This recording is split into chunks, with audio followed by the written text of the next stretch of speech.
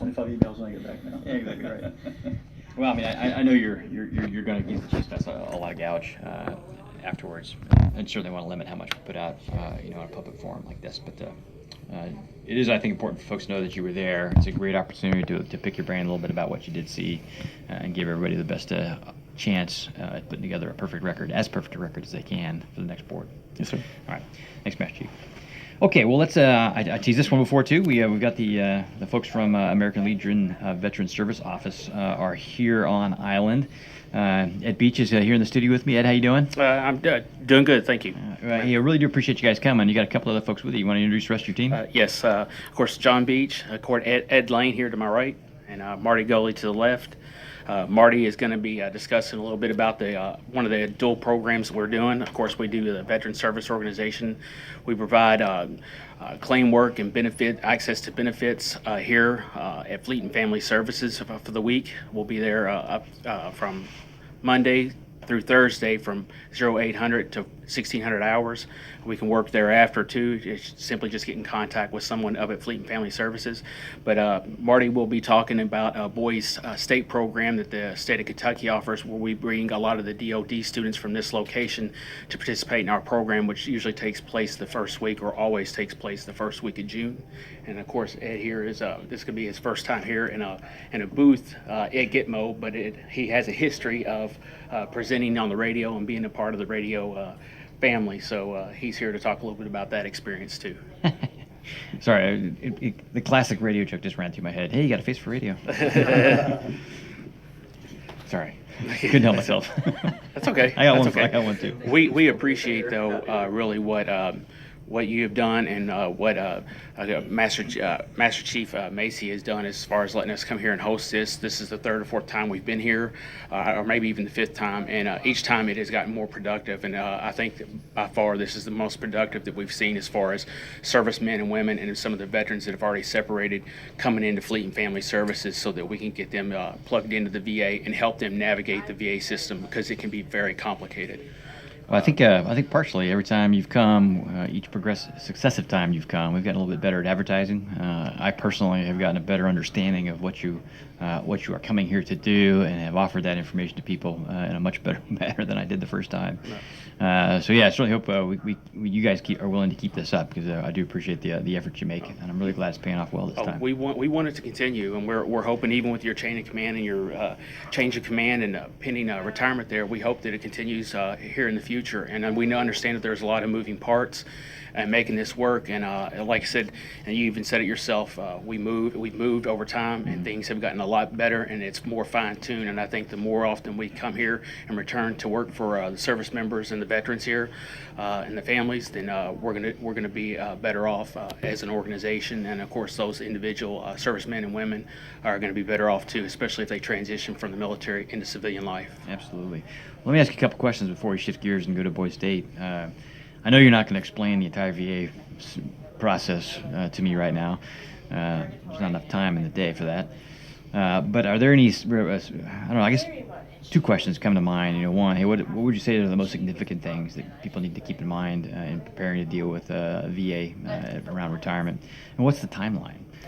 Is there a too early time to start to deal with it? There must be a too late time. It could be, well, those are all good questions. As far as dealing with the VA, the biggest thing that you need to be able to deal with and handle is to always work with a service organization or a service officer rep, which many of us here now are qualified to do. It makes the transitioning from the service into the civilian world and navigating the VA much more easier for the service members. Going back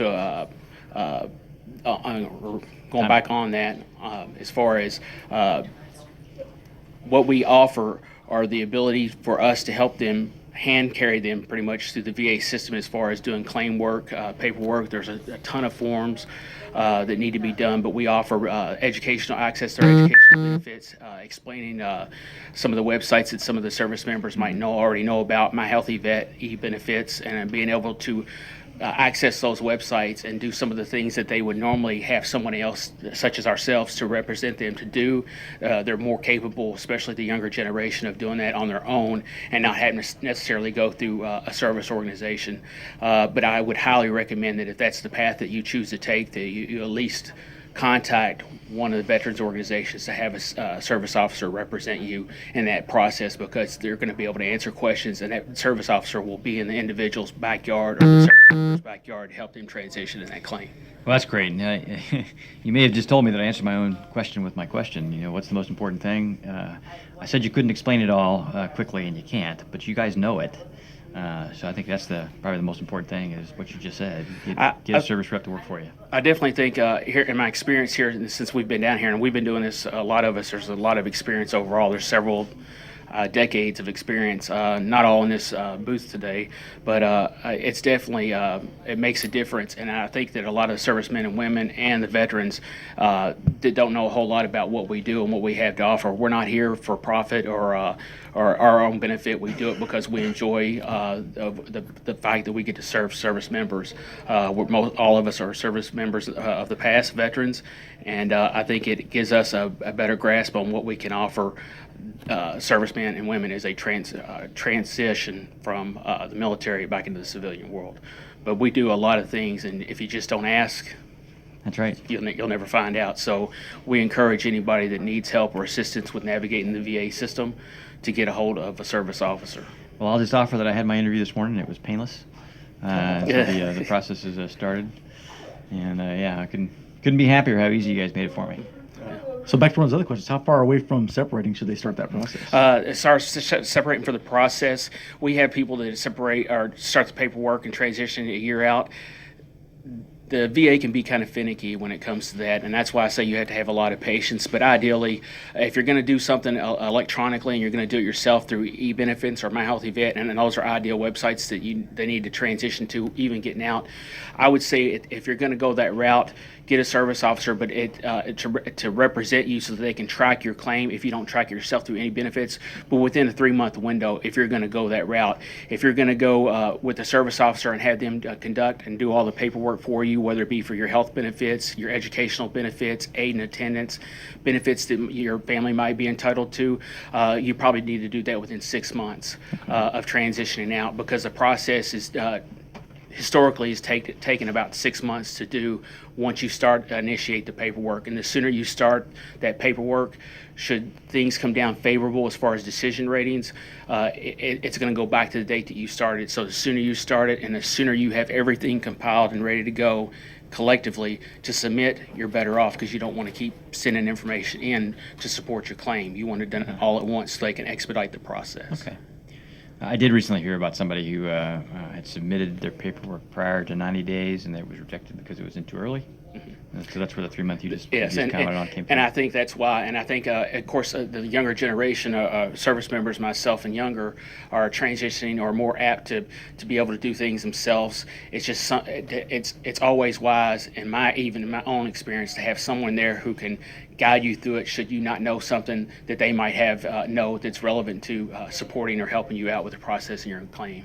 Well, I think the VA is like the tax code. Nobody actually knows what it is. No one person. Yes, sir. It's definitely complicated. So I'm more than happy to lean on you. I'm glad you guys are there. Okay. Anything else before we no, sir. Change gears? No, sir. All right. Well, Marty, you want to step to the mic and talk a little bit about Kentucky Boys State? Sure. Kentucky Boys State is about 70, I think we're in our 76th or 77th year. It was started, and it was initially started to simulate a government program. Mm-hmm. We basically set up a mock government that mirrors the Kentucky state government. And we elect senators, we elect governors, we have all the write bills, and do all of that. But we also have all of the offices like lieutenant governor and things like that. Cabinet, if you will. Yes, sir. And we it's to teach kids that are going from their junior year to the senior year. That's the only grade that we can take. and it takes them and teaches them, and it winds up with teaching them responsibility and whatnot. But our motto is a week that changes a lifetime. Yeah, and I got some incredibly good feedback. Well, first off, it's pretty significant here in Guantanamo, since obviously there is no such thing as the Guantanamo Bay version of this. So the fact that you folks from Kentucky have come down here and established this recurring relationship with Guantanamo Bay to invite them to come participate in Kentucky Boys State, I think is fantastic. Right. And I have gotten nothing but fabulous feedback from the boys and girls. It's not just boys. Yes. Who have had the opportunity to head up to Kentucky and participate in this. And the way you just said it, a week that changes a life. They haven't said exactly those words when they've come back, but pretty darn close. Oh yeah. In terms of discussing the impact it had on them and broadening their perspective. Right. A very much a perspective-changing event. It does, and they